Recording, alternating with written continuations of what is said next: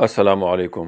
اس حادثہ عظمیٰ کے بعد اہل بیت کا قافلہ ابن زیاد کے پاس کوفہ بھیجا گیا اور شہداء کرام کے سر اس کے دربار میں پیش کیے گئے۔ ابن زیاد نے حضرت امام حسین رضی اللہ کے دندان مبارک کو ایک چھڑی سے کٹکھٹایا۔ حضرت زید ابن ارقم صحابی رسول اللہ صلی اللہ علیہ وسلم بھی وہاں تشریف رکھتے۔ آپ اس بے ادبی کو برداشت نہ کر سکے، فرمانے لگے، واللہ میں نے اپنی آنکھوں سے رسول کریم صلی اللہ علیہ وسلم کو ان ہونٹوں کا بوسہ لیتے ہوئے دیکھا ہے، ان کی بے ادبی نہ کرو۔ یہ فرما کر آپ بے اختیار رو پڑے۔ ابن زیاد نے کہا، اگر تم سٹیا نہ گئے ہوتے تو میں تمہاری گردن مار دیتا۔ حضرت زید رضی اللہ بدعا فرماتے ہوئے مجلس سے اٹھ گئے۔ ابن زیاد نے اہل بیت کے اس قافلہ اور شہداء کرام کے سروں کو شمر کے زیر نگرانی یزید کے پاس دمشق بھجوا دیا۔ یزید کے دربار میں جب امام حسین رضی اللہ کا سر مبارک رکھا گیا اور شمر نے ایک تقریر میں اپنے اور اپنے رفیقوں کی کارگزاری فخریہ بیان کی تو یزید نے اپنی آنکھوں میں آنسو بھر کر کہا، افسوس تم پر، اگر تم حسین رضی اللہ کو قتل نہ کرتے تو میں تم سے زیادہ خوش ہوتا۔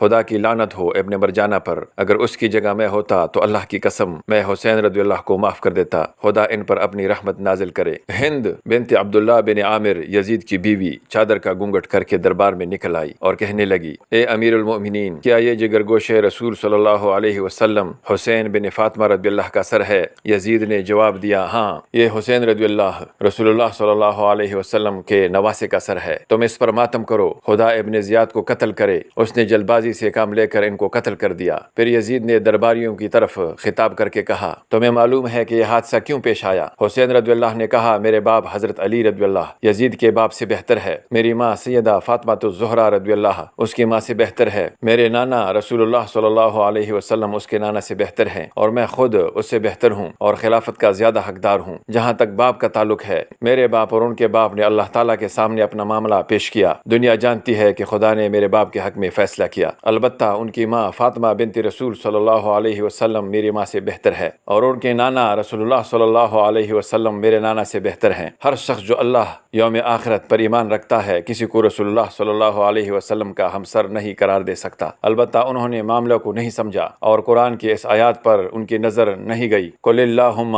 مالک الملک تؤتی الملک من تشاء وتنزع الملک ممن تشاء۔ خدا ہی بہتر جانتا ہے کہ یزید کی الفاظ دل سے نکل رہے تھے یا زبان سے، اور اس کے یہ آنسو رنج و ندامت کے تھے یا ڈپلومیسی اور سیاست کے، کہ تاریخ عالم میں دوسرے قسم کے آنسوؤں کی بھی مثالیں بہت ملتی ہیں۔ برادران یوسف بھی یہ آنسو بہا چکے ہیں۔ دوستو، بقیہ واقعہ اگلی قسط میں انشاءاللہ۔